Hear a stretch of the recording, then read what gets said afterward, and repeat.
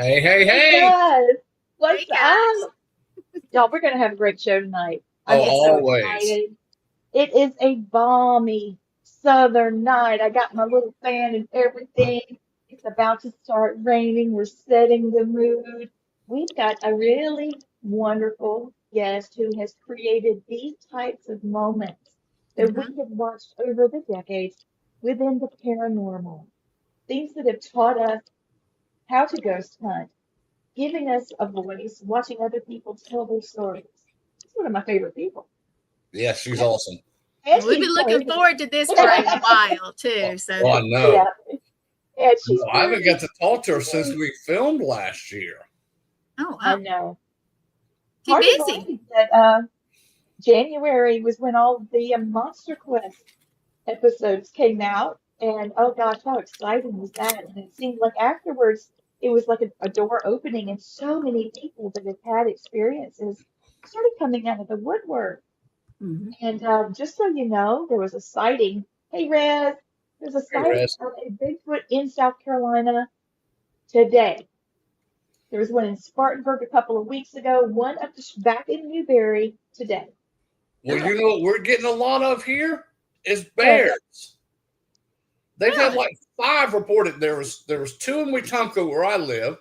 There was one in Montgomery yesterday that was at a school, and there was another one just north of us outside of Clanton.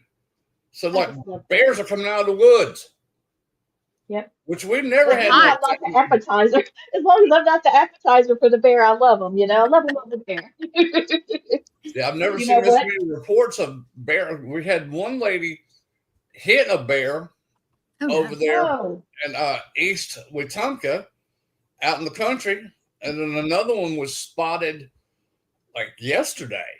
So they're like coming out of everywhere. Hmm.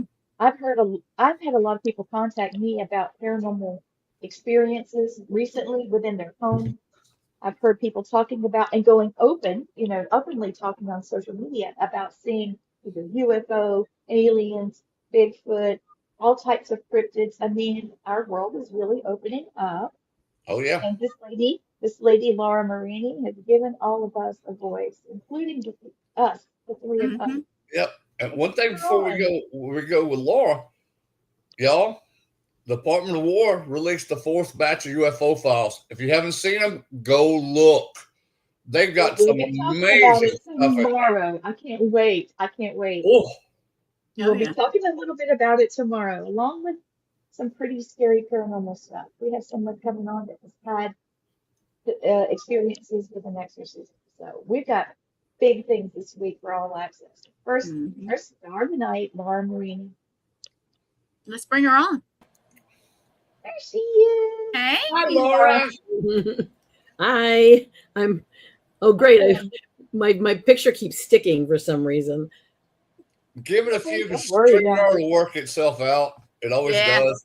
Okay, I'll play along. There you Yeah, go. StreamYard's like that. It has quirks, and sometimes you have to go out, come back in. Sometimes it'll catch up. For a long time, I couldn't hear any of Gwen's intros and music, so it's fixed Mhm. now, and I don't do It anything. worked with me too. Remember? Oh yeah. Uh-huh. Well, welcome. Welcome, Yes. welcome. Lovely We've to been see real So, excited. you. Yes, we have. Aw, I have been thinking so much about questions to ask, and I know that there's going to be a lot of people that are watching. They should have credits too, but it's not easy to kind of put your mind, around it all at first. Here you are. Let's see if we can, what was that question again? Um, I'll ask anything you want. I'm open. okay, okay. So the first thing that comes to mind is a haunting. A haunting set the scene for a lot of paranormal shows, and people like the Warrens and John Zaffis, and the experts that you've worked with, compared to people that were just everyday people trying to explain, like us, what the heck happened to us out here in the woods, and we've seen this thing. Um, Mhm. how was that getting started with a haunting? I mean, did you Well, have I mean, something I for you can't right take any. away? I can't take any credit for that. That was Nicholas Valcour, who was the owner Right. of New Dominion and a gentleman named Tom Naughton, if I'm not mistaken. They came up with this concept of kind of the documentary feel of these interview bites with dramatic recreations. And I think it really launched the genre. They did The Haunting I in know it Connecticut, did. and I believe it then followed by Haunting in Georgia. And they were Yeah. kind of like made for TV movies.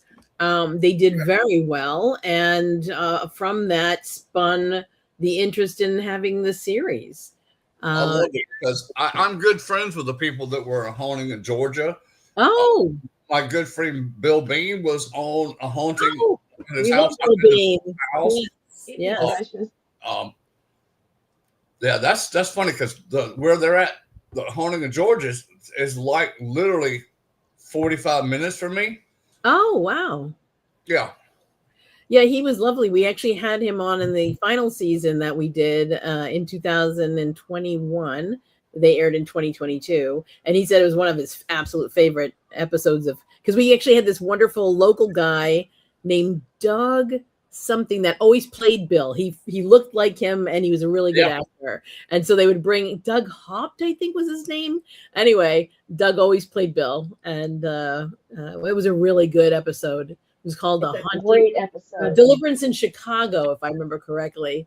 It was a nice Hispanic family that found that they bought this house that was horribly haunted. And one of their daughters was very gifted, I guess, and didn't know it. And it was drawing in the spirits.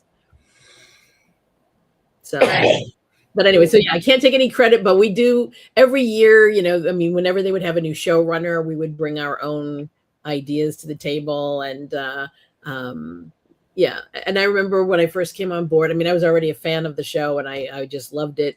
And the network said, hey, you know, people are rewatching those episodes from the first few seasons a lot.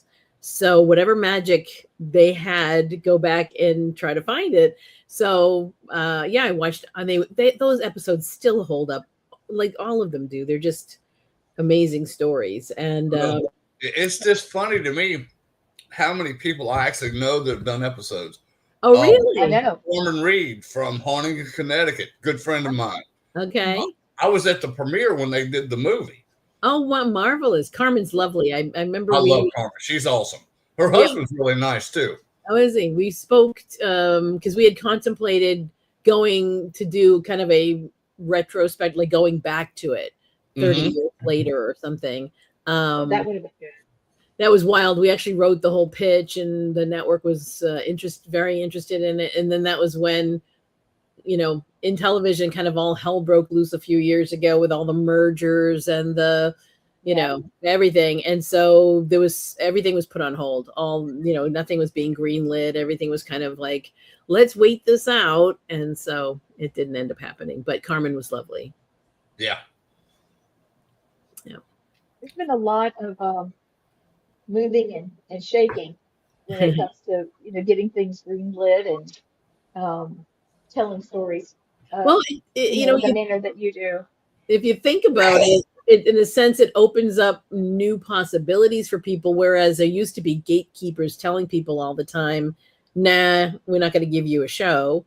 You could basically now say, I'm going to have my own show and make your own show and put it out there and see if anybody watches it, you know? And so where there are challenges, there are opportunities is all yes, there are, you know. But I like the fact that you were able to, you know, understand the concept and jump on the bandwagon right away and adjust to it. You started on like season 11, right? For A Haunting, I was the showrunner for season 11. Yes. And my friend Cecile Weiland Bouchardot was the showrunner for, quite a few seasons. And the interesting thing about A Haunting, it has such staying power. There were like 5 years between some seasons. And we would just come back and people would just watch it again. You know what I mean? It was just like people like, oh, I missed that show. Or whenever I go to a paranormal convention, people are always saying, are they going to make more? Yeah. So yeah, it's solid. And you know, the recreations are amazing. I mean, it really puts you in the moment. of Mhm. what it was like for the people telling the story. Well, it's having a marvelous production community down in Virginia. And they're just like a big family, and everybody just knows what they're doing. So Right on. quite a joy to walk into that. Here's the Yankee coming down and boss lady taking over, and I'm sure they all sized me up, and I won them over by the end, but it wasn't just a given. It took a little bit of doing, but I guess they wouldn't have respected me if they hadn't put me through the paces. But And they Deb were Lance is watching us tonight. Did you see? She said hello to you. I loved her episode. Oh yeah, we know Deb too. I forgot about that one. Yeah. Sorry, Deb Lance. I don't know if you saw it there, Laura. She says, hello. I was on 2 episodes of A Haunting. Great crew to work with. Yeah, they are lovely. I personally didn't work with Deb, but probably she was on an earlier season. And yes, I think that was one of the main things I just made sure to tell my staff was I want anyone who's on who gifts us or who gives us the gift of telling their story and trusts us with it. I want them to be happy that they made that decision. So, we try to keep everybody on board because, you're trying to tell somebody's really intricate story in 42 minutes. So some things things sometimes have to be, crunched down timeline wise, like say you had 2 seances, but really all we had to, I'm sorry, but we have to merge what happened in those 2 seances into 1 seance and then put everybody at that table. You know what I mean? But I always let the folks know in advance, hey, this is what we're thinking of doing. And it was always in service to the story because you're trying to get to so much, So there's, the storytelling aspect and always trying to, stay true to the, the story. Boy, I'm really, my visual's still really sticking. I'm very sorry about that, folks. And I'm here in New York City. One would hope that our high-powered cable would be acting a little bit better. Sometimes the heat. Now, Deb says she worked with Trisha. Oh, Trisha Tuberty Dozier. She is the loveliest human being. She was one of the folks that would find the stories for many years. And then when I came on board, she actually was just leaving to go to do true crime. So, yeah. You did too. You did some true crime. You're not just a paranormal lady. Yep. We all. So you did A Haunting. Yep. You did Fright Club. Club. Yep. Most Terrifying Places, and that is a really, really crazy show. Oh my gosh, it is terrifying. And The Unbelievable with Dan Aykroyd. Yeah, that's fun. I love that guy. Yeah. Yeah. He's I lovely. have a thing for William Shatner, so The Unexplained is my thing. I love it. Mm-hmm. Yep. Girl's gonna pay her bills. If you're around long enough. But no, I love interviewing people. It's one of my favorite things. I really enjoyed interviewing all you guys, doing the pre-interviews that we use to help write our scripts, and then you end up meeting the crew that shoots the actual interviews. So thank you for that, by the way. You made it very easy. It's like us sitting here doing this, so it was great. Yeah, that's why I want to personally thank you too, because you guys went beyond and above out of your way.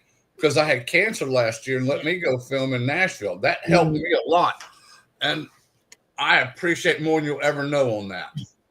Well, we appreciate you, and I was sad to hear that you had it, but I'm happy to know that you're doing so well, and I was rooting for you the whole way. He's getting there. He's getting better. And I'm glad he didn't lose his beautiful locks, because I know. What would we have done without those? So I still got my cough. He lost a whole person in weight, though. I tell you, it was wow. Yeah. He did. We saw him for the first time in a long time, unfortunately, and it was like, where's the rest of Blaine? Half of you died. Just went away, and we were like, where did he go? Yeah. I believe dogs didn't know him at first. They had to get close to him, and then they smelled him. And then they were like, oh, it's Uncle Blaine, but who is this guy? Blaine, what did you think of our rendition of your gin? I gotta say, y'all had that dead accurate of what I saw, and it was amazing to me. I was like watching it again, like, holy crap, that's what came through the damn wall at me. Oh, it was Y'all great didn't to warn watch. for them. God. We were all on a three-way phone call as each one of our episodes came on. Yeah. And we would call each other, if we weren't on the call through the whole thing, we would call each other on the break, you know. Yep. And Blaine was like, oh my God, that's exactly what it looked like. Yeah, so funny. Crazy. It's like, Yeah, God, that was that's another lovely our crew. phone. I mean, there's a lot of lovely people in production. I loved you. Great guy. Y'all did amazing. Now, I can't remember what's the girl's name, the real sweet girl. Oh, Hannah. Yes, Hannah. Hannah was awesome. Of course, I had Jared, but I think there was more than one Jared involved with all of us. But because I don't know, I can't remember his last name. Jared, don't kill me for that. I can't remember I don't remember last names. Don't kill me. But they were awesome. Matica. Yeah. Yeah, everybody in there. I gotta tell you, I sat there and it didn't seem like I was in there like long at all, and it was a long time. So, but you know, I think it did good. I think it did really good, and they were great. They were, and Lee and I came in on very little sleep because we had flight issues. Wow. We did, and then we got sent to the wrong hotel. Well, no, I was glad that you guys got to do that together. What a lovely little adventure to have. Yeah. It was. But we left here in South Carolina, and it was like 100 plus. We get up there, and guess what? We forgot to take, and we get out, and we're like, "Where's that coming from?" And Lee, the air conditioned outside the airport, and I'm thinking, I felt like a moron. I actually just said that. It's chilly here. Duh. I was like, Lee, did you bring a jacket? And she said, no. Did you? And I was like, no, it's 100 degrees at home. Why would I pack a jacket? Right. Yeah. So we So we had good on a little. Yeah, we got matching jackets out of it. So Oh, that's nice. And whenever you wear it, I remember it was a very hot summer when I went to a friend of mine who was a British cameraman, and he said, you know, I'm visiting family. Why don't you come and join me? We'll go to Wales because I know you've always wanted to go. And so, of course, packing like that and in like 90-degree heat, I did not pack a jacket. And Wales is typically chilly, and the rain, like one raindrop would fill your palm. I mean, they were just like massive raindrops. I ended up having to go buy a coat because I was just like, it didn't even occur to me that I would need anything. So I totally know what you're talking about. Yeah.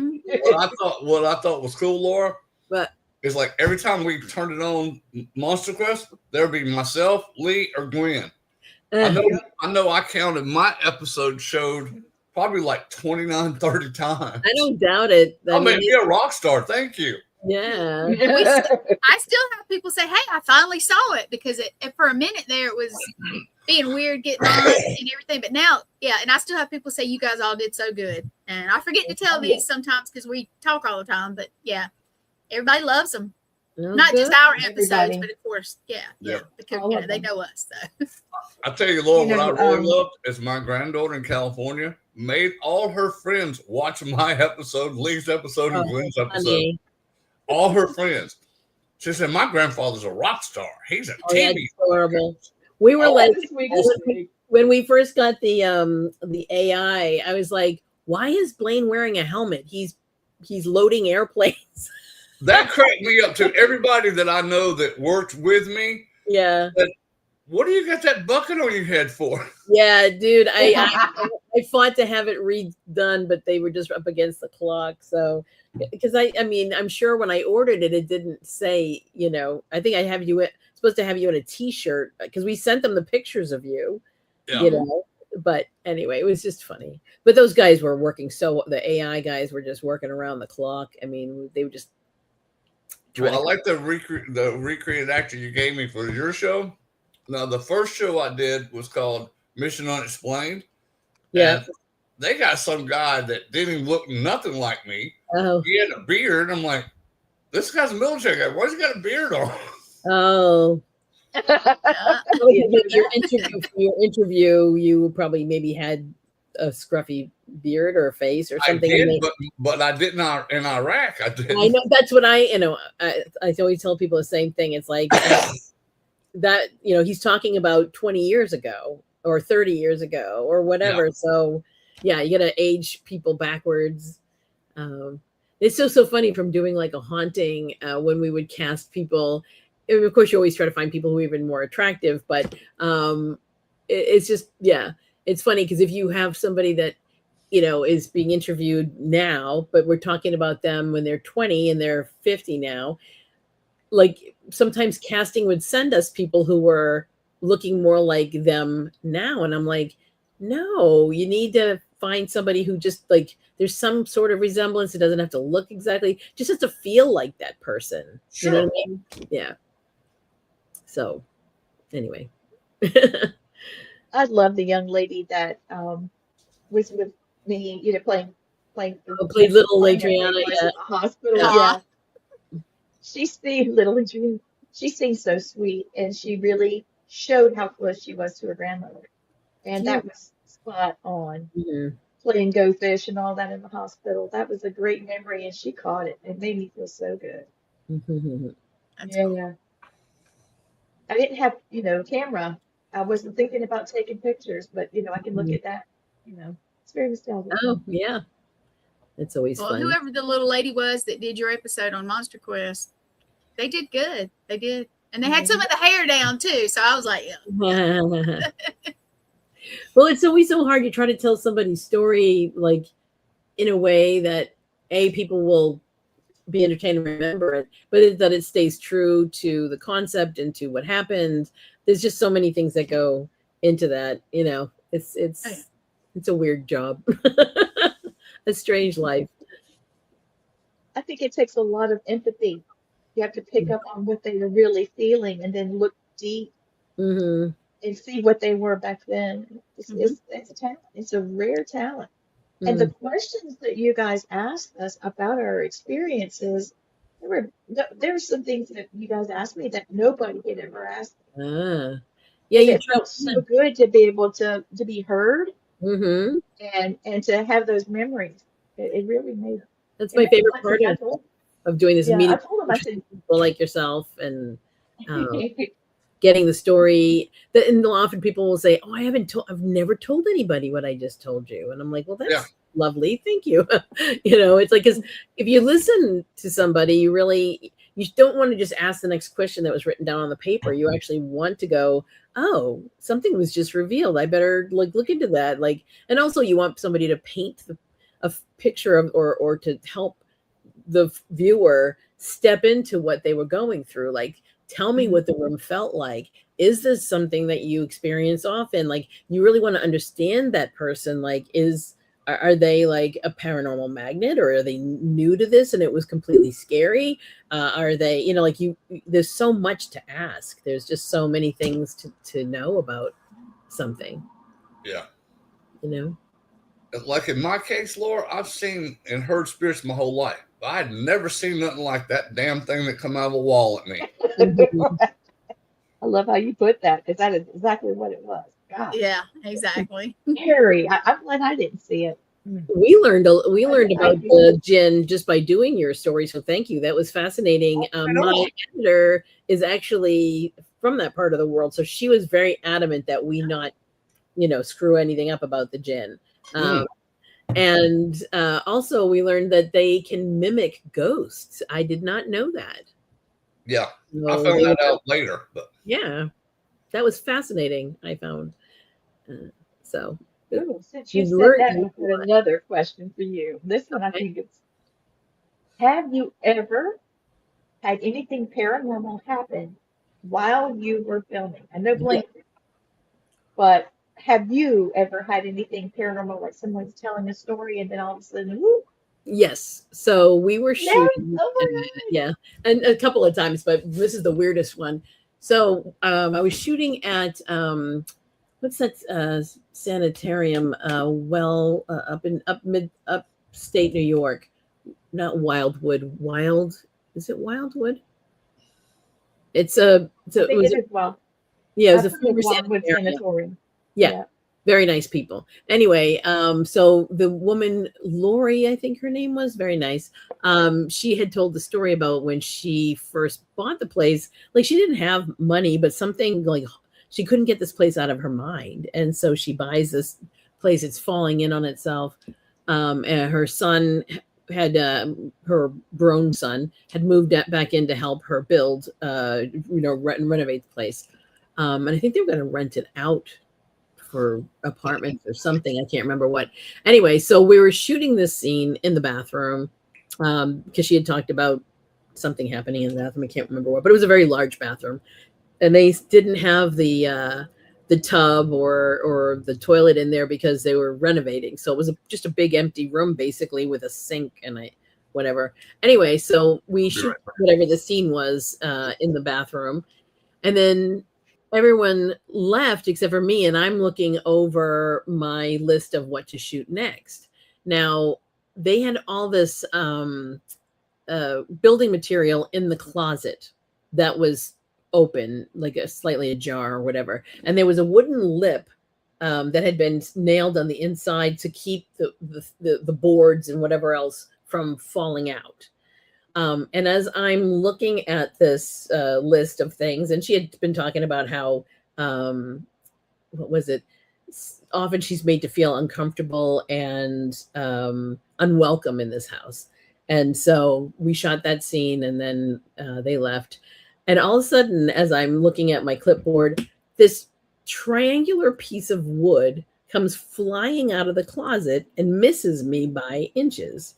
Oh. And now it didn't just like fall out. You know what I mean? It actually had to have some kind of lift in order to get over the lip that had been, put in there, and just like lands on the floor. And I'm like, okay, I get the hint. I'm leaving. Don't worry. We're out of here. So then later on that day, I went downstairs, and in the kitchen window, there was the same exact triangular piece of wood in between the window panes. I don't know how it ended up in there. So I thought, and I didn't think about it for years. Like I think I was on a show, someone else's show, and it occurred to me, oh my God, I saw that piece of wood again. Mm-hmm. And it was in the window in the kitchen. So it was like, I don't know. That's crazy. Isn't that a strange story? Yeah. I'm trying to think of other things. Oh, and of course I've made, friends on doing these shows. And there was a nice guy, Mark Ervilla, I believe his name is. And he is from Boston, and he had his own ghost hunting group. And my boyfriend and I kept having, I was shooting Most Terrifying Places at the time, so I could have picked up anything anywhere in terms of attachments. But I had come home, and the bedroom door kept opening on its own. Like you'd hear, and you'd hear somebody walking up to the bed, or you'd hear walking around the bed or whatever. And we'd also, both of us, see at different times a shadow in my library. And we'd be like, that's strange. And he, my boyfriend's like a night owl, so he'd be up late and I get up early. So he has the house to himself late at night, and I have the house to myself early in the morning. And when we would see each other, we would compare notes, and we would see this dark shadow in the library, and they describe it the same way. Anyway, so we reached out to Mark and asked him if he would do a house call, a remote house call. And he agreed. And so, we were on Zoom or something. And he was asking if we had bought any furniture or brought anything into the house. And I bought this rocking chair with the face of the North Wind carved into it a while ago from an vintage store, antique place or whatever, in Maine. And he said, well, call them and find out if anything weird happened at that place while they had the rocking chair. I'm like, they're going to think I'm crazy, but all right. So I call, and they actually they found it very amusing, and they were totally interested and said if I find anything out to let them know, but no, nothing had. And so I told Mark, nope, nothing. And so he has his ghost box on, and he does a prayer, and then he asks, is there a message? They don't mind whoever you are that's in the house. They don't mind sharing the space, but can you just knock off making all that noise? Is there a message you have for one of them? And clear as day, all three of us, because my boyfriend was there, Jerome, and Mark and I, he said, do you have a message for one of them? And clear as day, it said, Jerome. And we're like, do what now? And it again says Jerome. And Mark's like, who is he to you? And the voice box says son. Now, Jerome's dad had passed away 20, 30 years earlier when he was, a young man. But they weren't that close. And we thought, okay. So Mark says, speak French. Jerome's from France. He said, speak French to, ask him something that only he would know. So he does. But the reply is in the completely other language that we aren't that familiar with or whatever. And we're like, what the heck? Turns out it was his father-in-law from when he was married in his 30s. And he was speaking Hebrew. And the crazy thing is, we had his father-in-law, Zvi, his former father-in-law, Zvi. We had helped close his apartment out. We had his Jerome's ex-wife and he are on good terms, and it's been many years. So she invited us to help her clear out his house. So as payment, because we spent several days helping her clear out his apartment and help her sell some things. She gave me this beautiful bookcase of his, a big, TV unit kind of bookcase thing. And it was in the house, and we had finally put it together. And we think that he maybe tagged along on the bookcase. So that was wild. And after that evening, we didn't have the noise in the door wasn't opening, and there wasn't the footsteps coming up to the bed. So obviously the message was received. There you go.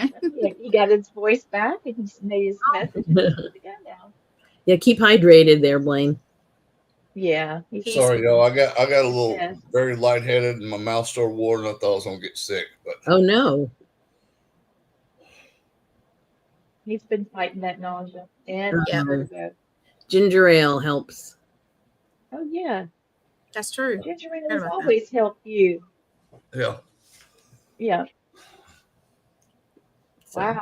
That's some weird stories I got. So what did Jerome feel about that? I mean, when he heard? Oh, he's totally open to that kind of stuff. He's used to it. Is it good? Okay, it's thrilling. He thinks it's hysterical that I'm afraid of ghosts, because I really am.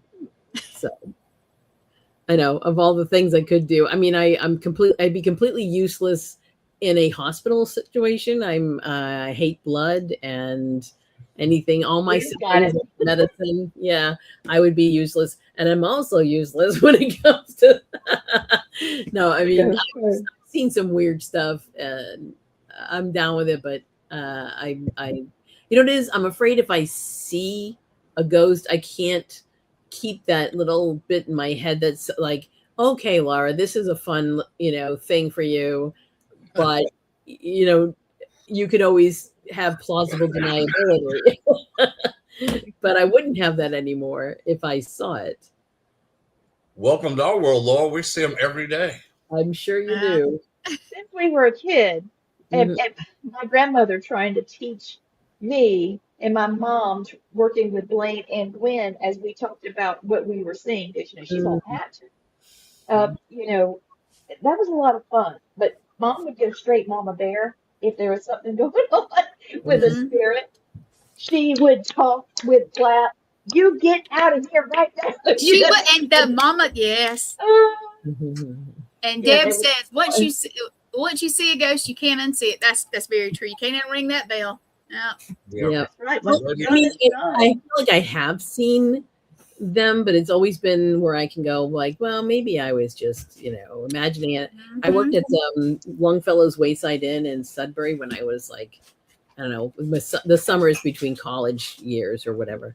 And I was helping, I usually worked at the front desk, but I know at one point the maid was sick or something. And I went to help make the beds or something.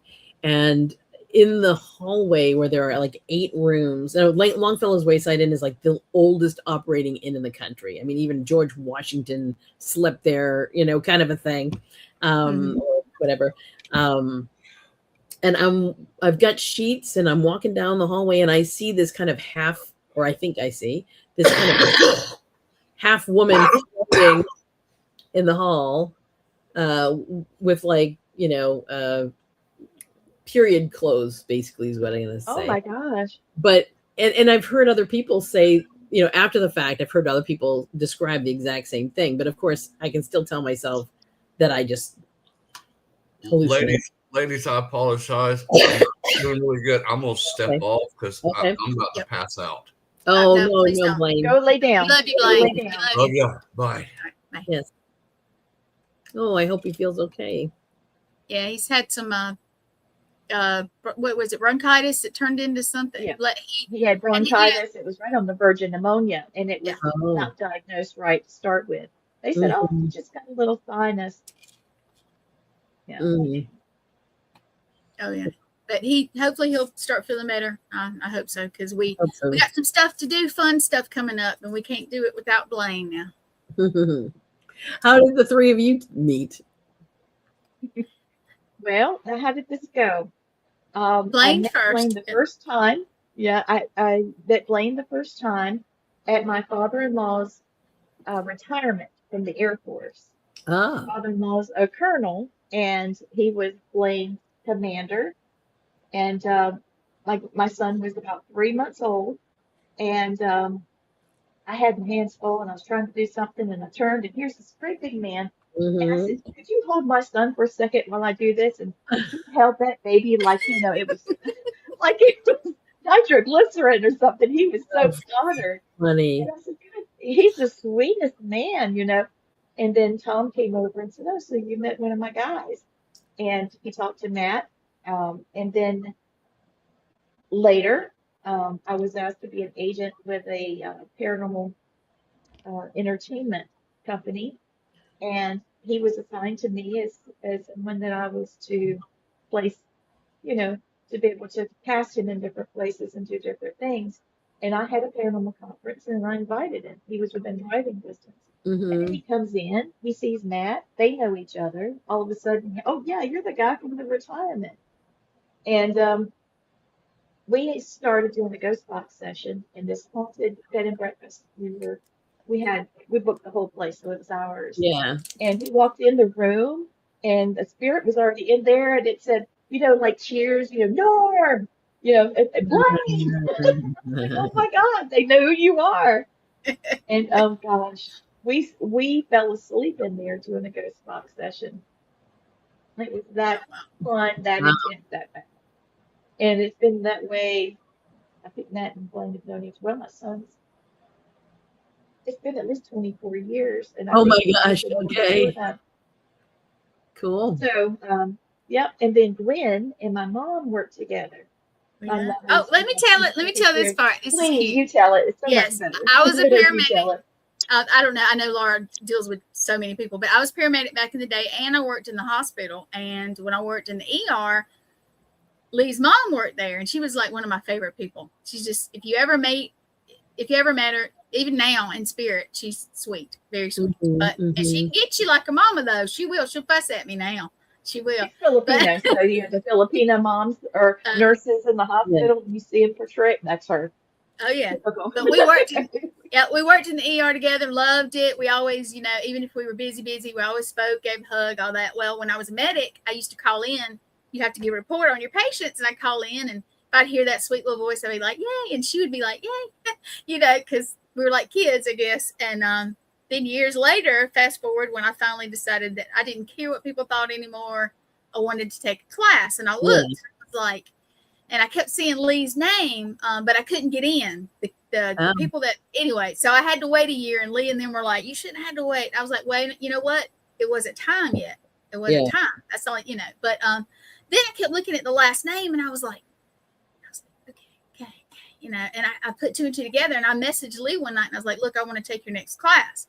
And she was like, "Well, we just started whatever." And I was like, well, you had just ended it. And I said, "Hey, when you started it, they told me I couldn't get in." And she was like, "Oh, bull poo poo," well, probably worse than that. And I said, "Let me ask you a question."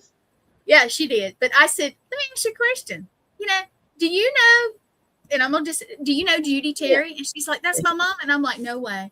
Oh, I said, "You make sure you tell her that I said hello," because I knew her all those years in the hospital. And when I was injured and had to retire, I couldn't do it anymore. And I hadn't seen her in years. Maybe I probably saw her at a store or something. But so I went to class, and it was like me and Lee connected, and now we are chosen sisters. And her mom mom's adopted her. Yeah.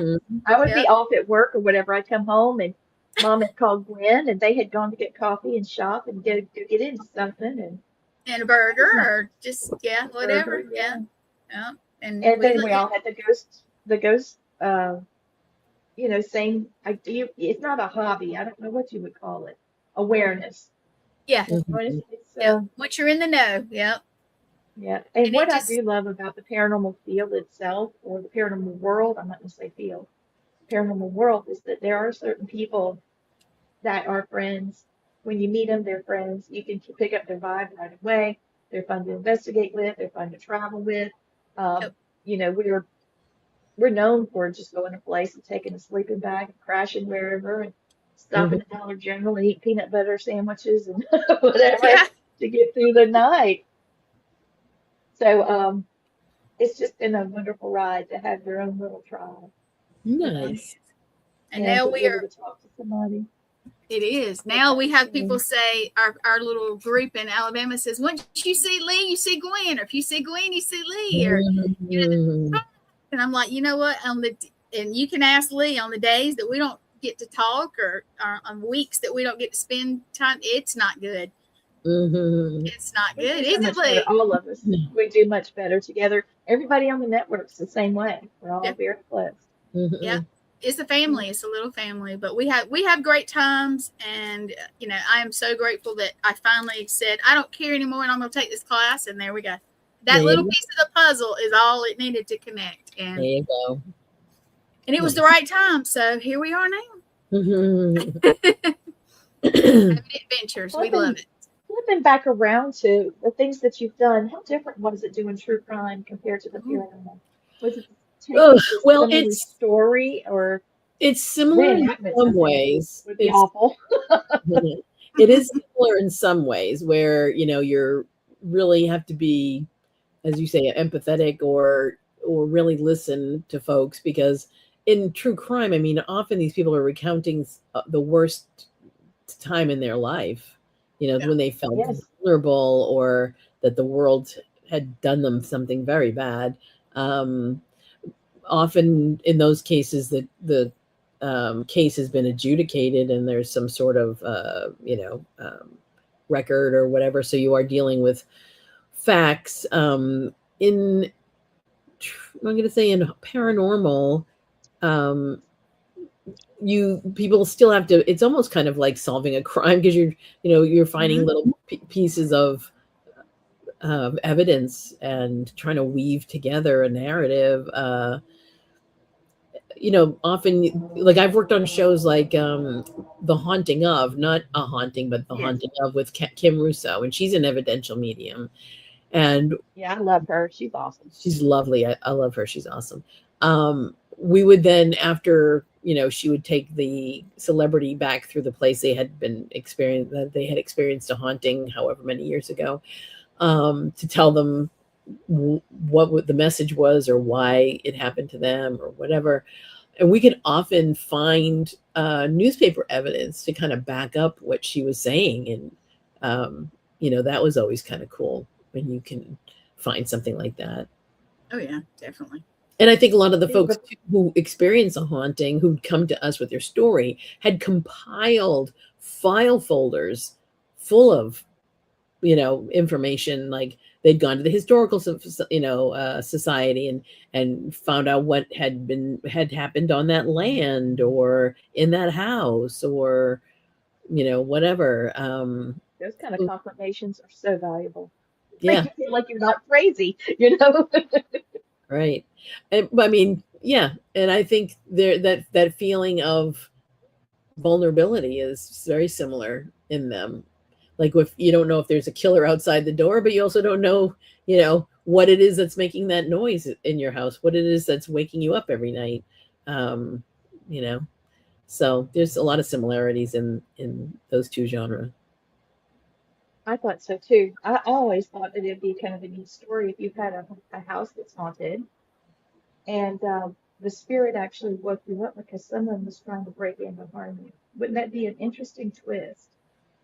If there was someone that had actually had that happen, or they woke you up because there's a fire, something like that. Deb's right. Everybody does want to be validated. Their feelings and their experiences want to be validated. And you guys went so far helping me with that. I really appreciate it. Because I was talking about my dad and my mom, and they're not with me anymore. And to see it come from them like that, it was so therapeutic, and I appreciate it so much. And I know Gwen does too, because she held her story in decades and had nobody to tell. And for Yeah. her to get on television and let it out and be her authentic self, and you guys take it and present it the way you did, it Well, It's a I big love deal to me. really moved. but there was a great story about Versailles. I think we used that in your episode. These two women back at turn of the century, they were academics, and one was like the head of a school and the other one was a professor or something. They wrote a book. They had gone to Versailles for some conference. They think they were British or something. And they were walking through the grounds, and all of a sudden they felt a little woozy and there's something, whatever, but they noticed people in period costumes and they thought, well, maybe they're having some kind of reenactors. Right. And people were looking at them like they were strange because, of course, they're wearing clothes from, 1910 or whatever year it is, 1920. But everybody else is wearing clothes like as if you were doing a Marie Antoinette, reenactment or something. And even like the grounds where they walked over some bridge and there was an Asian gentleman selling, I think, wares from the Orient or whatever. Anyway, they were so weirded out. They went back to their hotel, and then when they went back to Versailles, the place was completely different. But they had drawn maps and written down everything that happened, and they really feel like they had gone through a time slip. The book was actually very well received. They changed their names on it because they didn't want to get in trouble because they're academics.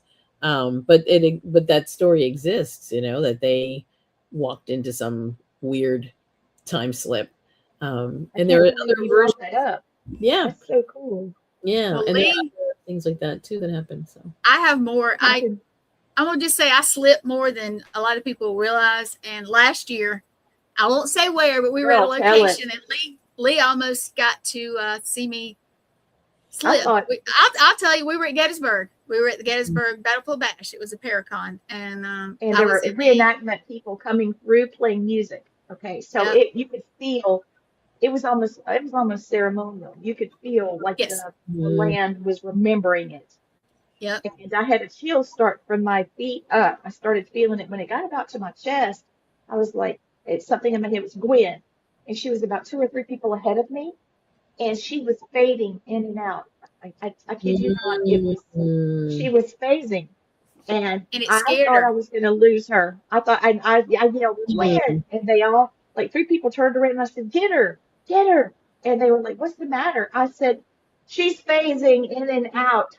Touch her. She's yeah. Oh, only in Gettysburg at a Paracon can you tell the actual truth of what's going on. Okay. Right. Yeah. But yeah, but, and I told turned her around and looked at me, and she had this look on her face like she had really been somewhere. Wow. Yeah, I had, and I've not told the whole thing, but I told her, I said, if we go back or anywhere and I start doing it, just film me to see what it looks like to a camera. Just do it and watch me. Don't pull me back. Come on. Yeah, but I scared her. She'd never seen it before. You did. You scared never me. Seen me do it. I really scared her, and we were just. It was so many people. She couldn't get to me, and she was yelling. And aren't you afraid you won't come back? Yeah, I think that's what I was afraid of. I was afraid she was going to lose her consciousness and hit the floor, and then it's like a coma state. That's what I was afraid of. Let it happen. She's ready for the journey. Yeah, I am. I've had it.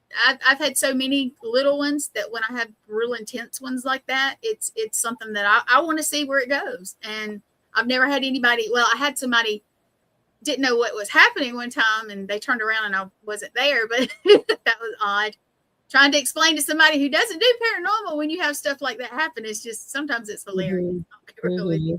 But this year, Well, when we travel, I want them, if it starts to happen, I've warned everybody, don't bring me back. Let's see what I happens. really think it will happen in Gettysburg this year because you Something. have been practicing. You've got your, it's like you've got more control over it, or at least your composure over it. The composure is so Plus important. now I can Right.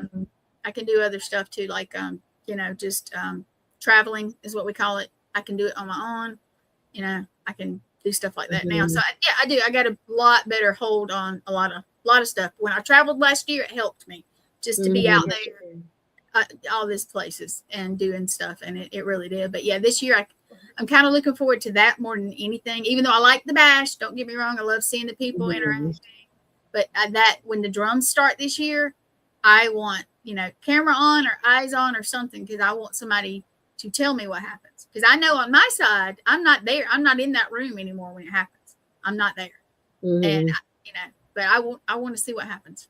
I'm very curious. We'll have to let you know, because I know you'll like the story. There's something on Sachs Bridge that's like that. I was in Versailles one time, and I didn't have a slip, and I was afraid to tell anybody because I just thought it was my imagination. I was in the Hall of Mirrors, and I was just kind of looking down the hall, and I was just thinking, wonder what this would be like. And I kind of felt like I was disassociating a little bit from the moment. And then I could see all these little people. They were short compared to, me, and they were dancing. I could see their big dresses, and then following through, I went to Marie Antoinette's room, and I saw like a child in the bed. And then I found out at the end of the thing, hey, they were small. They were small people. They were, toddler beds were right for them. And I was talking to Mike Ricksecker, and he actually wrote about I love Mike. He's the best. He wrote a whole book on Isn't he wonderful? Yeah. I can't wait to have him on. Gwen and I do a show occasionally called Haunted Sister Diaries, and we want to talk to him about Gwen's time slip moments. Should have him and his wife on, because Catherine is. I know. That's neat that they have that together. That they can work together like that. She's a very enchanting lady too. I can tell there. So let me say something real quick, guys, if you don't mind. Lee, if I commented in your profile. Lee has had issues with her Facebook profile, seeing comments and stuff on here. So if you go to her profile, I know some guys or girls, but people are trying to comment and everything. If we're not ignoring you, it's not coming up. There's a glitch with her profile. We've been working on it. Oh dear. It's getting better. But if you're trying to message or something, go to mine. Go to All Access, and that usually works. But hers right now, it's being bad. So and please forgive us, because we are trying to catch up on the comments. I've got a ticket in to StreamYard about it. We can't figure out what it is. It's not StreamYard. It's Facebook. Yeah, it's Facebook. Yeah. But we can't. We know what has happened, and we're working on it. But please just go to mine. Go to All Access and just comment. Because Sammy Stokes, James Stokes, she was saying they were trying to comment or something and say, I think trying to say hi to Laura. I'm trying to read this as I do that. And anyway, I'm so sorry. Yeah, I invited you. We are not ignoring you. Said go to. Yeah, we're not ignoring you guys. No, never. It's all in love. We're almost out of time. We've got like 3 minutes. So how can people reach you? Oh, wait, I've got something I can put up for you. The date is not the same, but Laura is teaching a class. Yes. Now that you have greenlit yourself, here's a paranormal content creator guide. And how can people reach you about that? It is on Eventbrite. People can get tickets that way. I've got to, the tickets are available, and I can put up a new link or whatever. Yeah. And we're going to talk about the past, present, and future of paranormal TV. And, if folks, I think a lot of folks, because they want to try their hand at making their own shows, just because we watch TV doesn't mean we understand all the concepts of television. Like, people are looking for consistency and authenticity, like the things that, they could probably use a hand of somebody who's been around doing this for a while. So yes, I'm also happy to consult with people if they have a script or a documentary or whatever. So just putting it out there that I'm available for consult. I would love to see some of the people we support, you know what I'm saying, come to you and just shine, because you can really take their efforts and just, wow, make it so much bigger. I know that Brandon Alvis told me how much he appreciates all the love. Oh, that he's a you've given him. sweetheart. Yeah. Oh, James. There's our friend you're James getting now. the start He's with saying your he got hero. his start. Yeah, with us. So He's Jason. He's Jason, like horror Jason. yeah. James is a big dude, and when he puts all that on, and then he takes on the persona, you can feel the energy change around him, and wow, it's scary. It Yeah. is. Yeah. He's His a good character. guy. He's a real He good is. guy. He's a really good guy. And he does. Thank you, James. And his wife is awesome too. Yeah, here, Laura. Oh, So she's gorgeous. let's see. I got a poster. That's his character, Jason Voorhees. Oh. But he's That's also him. a producer. Oh. Yeah, that's him. Wow. Yeah. So James bragging on you And a little Sammy's bit. gorgeous. Yeah, Sammy, his wife, is gorgeous. The two of them are dynamic duo. Not only They are really they in are. the horror genre, but they are in the paranormal, and they're doing the paranormal circuit this year, and they're just all over the place. He stopped in to say hello to you. Oh yeah. That's So, Nice people doing this kind of stuff. here's your poster again, Oh. and the date is wrong. And it's really great to have an opportunity to get an expert guidance, to create your own product. Show your own paranormal project from start to finish to somebody that's been there, that has done it over the years. Mhm. There she that's Hi, James. Yeah. Yep. So, So, I guys- just want to say thank you to the Gettysburg Battlefield Bash folks for having us out. You see James. Oh, look at all those marvelous faces. You had John Zappis and Dave Schrader, and is that Ryan Buell? Wow. Let me pop it back up. Yep. Wow. I can't see all that, but I yeah. think Rob Thompson. Shane Pittman. Gosh, it's hard for me to tell. It's a There's a ton lot of folks. people. There's a lot of people in that. That's great. What a fun time. Yeah, James is It's going to gonna be be there a too, lot he of fun. says. Okay. Yeah, we get to see him a lot Yep. this year, and I think that's cool because we get to spend time. Wonderful. Yeah, we're going there Also, soon, going very to soon. New Orleans. Okay, and this is the poster for the Oh, Ron the and Ghost Hunt. Liz. Part of it. That's part of the Ron? that's part of the hunts. Ron Iacovetti and Lourdes Gonzalez, Lourdes along Gonzalez, with if you John guys Zappis and Google. myself. Yep, very Yeah, cool. we'll be doing the Andrew Jackson Hotel as well as the Voodoo House. Nice. Oh, that's gonna be scary. I love John. He's the best. Here, let's put up. I'm gonna put up the regular poster for just a minute because there's some folks on Go there. ahead. Yeah, there's other people going. Now, I will be at the hunt most likely with Lee, but I am not like a headliner, I guess you want to call it. Oh, So, but Sam Baltusis. Love Sam. Yeah. He's fabulous. yeah. Okay, and Yeah. Patty. Yeah. John. And then we got the vampire, Father Sebastian, who I got to meet on a podcast. That was cool. Uh-huh. And Brandon, who was also on MonsterQuest. MonsterQuest, yeah. And I've met Ron and Lourdes. I've definitely met Ron at some Paracons, and he's always so patient. Explaining the technology. He's awesome. Yeah. All right, we got I another love one. it when. Go You ahead. wanna go ahead? Deep South, of course. Now this one we love them equally, but this is more like a family reunion for us. And we get together and it's like it's over, just like a family reunion in a day. But we love them. It's Enterprise, Alabama.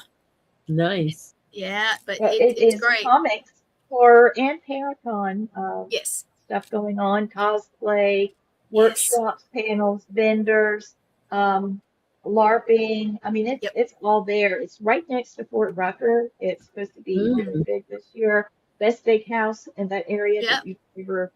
Yep, and James will be there. That's actually where we met James to start with. Yes. Oh, very cool. Him and all three. There's went. Michael. He's Michael, part of the Deep crew. South.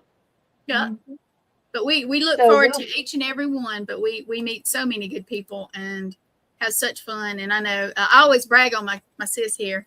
Oh, about, Alex. Thank you, darling. There's more Mass. faces for you, Laura. W. Ucker. Yeah. I talked to him years ago when I did Haunted USA, and Jessica's lovely, and Rob. Wow, it's like old home week. Oh, Yeah. I know, it's going to be a lot of fun. And I've got to show you something I did. And thank you, Yes, Gwen, for I know. always supporting me. It really means Of a lot. course. Of course. This is my newest book. It's Bewitched Book of Boo Bite. And I wanted to do something fun, not always so scary and spooky and raw, This is actually an activity book. It's supposed to be like a tradition, a Halloween tradition for your family. I've got recipes. I've got stories. There's little, there's nothing real. all fiction. A lot of fun. There's color pages. There's find these objects that, and how to decorate and stuff like that. It's just something fun. Oh yeah, they're all connected now. They're all connected. Connecting. And as far as her So that's gonna cookbook, be a one lot. day when we get time, I'm gonna laugh at that because we're busy. I would love for us to video us just cooking out of her cookbook. I think that would be fun. I just really did. I But want to that's make those bat wings for you. They are so good. Bat wings. And also, I want to show everybody Blaine's book. It's called Our Supernatural Journey, and it's going to be fantastic. Oh, It's sorry. out on Amazon. Oh, sorry. It's already out on Amazon. My book, Victorian Ghost Files, Mhm. Between Heaven and Ectoplasm. Nice, It's, nice cover. It's a lot of fun because it talks about the Society for Psychical Research and the things that they actually were able to research and collaborate over a 5-year period for some of these cases. And they were able to find the history of these locations, and they're able to confirm a lot of things they discovered were real. And then also the flim flam artists and what they were doing. So they got to cover both. Well, gosh, we're at the end of the show, guys. Thank you, Laura, for being Yeah, on. and Doug saying Thank you, hi. guys. I appreciate it. Doug is he studies more of the scientific side of the paranormal, quantum physics guy. Cool. And so we've been going back and forth, long conversations about a lot of fun stuff, and we're going to be collaborating with some fun stuff. Wonderful. Yeah, he's got mathematical equations of how Mhm. remote viewing works. So we'll see how that goes. It's going to be Very fun. cool. Thanks for having He's me a on. smarty pant. He knows it. He's a smarty pant. Laura, thank Well, you. I have been looking forward to this since you did my whatever it was when we were Oh, the online. pre-interview, yes. Yeah. It feels like forever ago. It was about a year, well, a little over a year probably, but yeah, I was like, dang it, you know what? I hate, and I enjoyed it thoroughly. You can ask Lee. I was like, you know what? It was very fun. It was not just, I said it was fun, and Laura's great, and she got us. You made me feel so comfortable. I got to tell anybody that interviews or whatever you do with Laura, she, Thank you. I am glad for the people that I had, but I was hoping that I'd get to see Laura at least for a couple minutes. Oh, And, yeah. it didn't, but it's okay. We did great. They did great. Yeah, everybody we worked with was spectacular. But yeah, you have us spoiled. We really care about you. What I find the most endearing about you is that you've got this resume doing all these wonderful things with all these wonderful people, and you're still down to earth, and you're still just Laura. Yes. And that takes a lot of grounding. Still put my pants on one leg at a time. See, and you admit that though, because we were double clicking, but yeah, you make it very easy, and you make people very comfortable, and I think that makes it a lot better because, I'm in front of the camera like this, and like with us talking, but the other way, it's a little different. Yeah, when there's a big old camera sticking in your face, yeah. Yeah, and then you got this big black room, and it was like ignore that, ignore that thing. Well, they asked me, they were like, are you good in front of a camera? And I was like, well, this is a little bit different. And they were like, oh, but you, and I'm like, yeah, I'll be all right. I said, let me just, once you sit in there and you get used to it and they're just talking to you and I'm thinking, okay, I'm just telling my story. It was good. You guys all did a great job. Appreciate That's part of their professionalism, though. If they were hard to talk to, then the project would flop. Nobody would say anything. Yeah. We appreciate you spending time with us.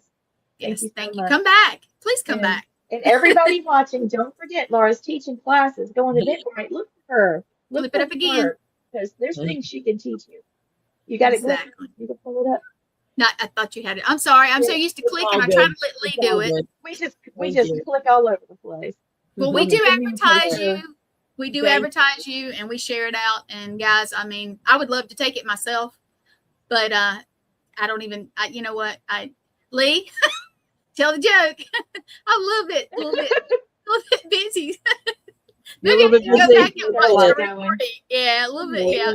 We got a lot of stuff time. Oh yeah. So well, thank you for coming on again and again. Yeah. But oh, and I'm gonna do Blaine's usual message. You had a movie to watch tonight. Thank you for being with us. Thank you for watching All Access Network Television, Family Spirit International. Have a great night. Good night.